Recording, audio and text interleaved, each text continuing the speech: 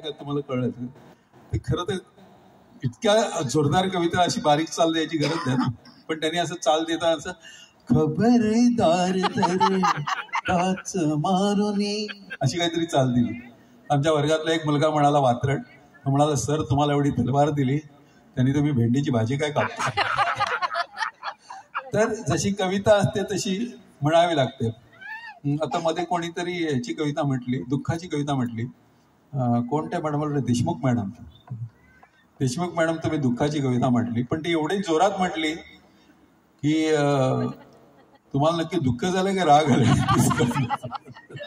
ते तुम्ही जरा सांभाळून करायला पाहिजे. मी खूप जणांना सांगतो की कविता तुमची जर का फार दुःखी असेल तर ती त्या दुःखी पद्धतीनेच पेश केली पाहिजे. तुम्ही जोरात म्हटलीत तर त्यातलं दुःख तर आम्हाला जाणवत नाही,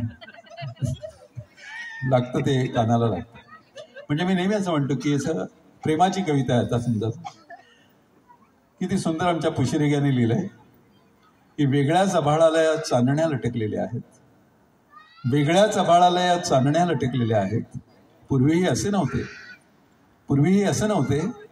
पूर्वी एक एक मोजताना मी तुझ्या डोळ्यापासूनच सुरुवात केली होती. पूर्वी एक एक मोजताना मी तुझ्या डोळ्यापासूनच सुरुवात केली होती आणि तू फुलं जी उधळलीस रानभोर त्याच्याही झाल्या मग चांदण्या, आणि तुझ्या मिटलेल्या डोळ्यांच्या पापण्यांवर मी मोजायचं थांबलो होतो. तर इतकं सादर लिहिताना आणि ते इतकं सादर करताना सुद्धा मला असं वाटतं की त्याच पद्धतीनं सादर झालं पाहिजे. म्हणजे उदाहरणार्थ मी आईची कविता नेहमी म्हणतो, आमच्या प्रशांत असणारीची 4 ओळीची कविता आहे की मुलगा म्हणाला आईला, दिव्याची वाट जरा मोठी कर, मला वाचता येत नाही. मुलगा म्हणाला आईला, दिव्याची वाट जरा मोठी कर, मला वाचता येत नाही. वडील म्हणाले, वाट जरा कमी कर, मला झोप लागत नाही. वडील म्हणाले, वाट जरा कमी कर, मला झोप लागत नाही. रात्रभर बिचारी दिव्याची वात कमी जास्त करत राहिली, रात्रभर बिचारी दिव्याची वात कमी जास्त करत राहिली. आयुष्यभर दोघांमध्ये वातीसारखी जळत राहिली, आयुष्यभर दोघांमध्ये वातीसारखी जळत राहिली. तर ही कविता म्हणताना मला वाटतं की ह्याच सॉफ्ट आवाजात ती म्हणावी, कारण आईची कविता आहे ती.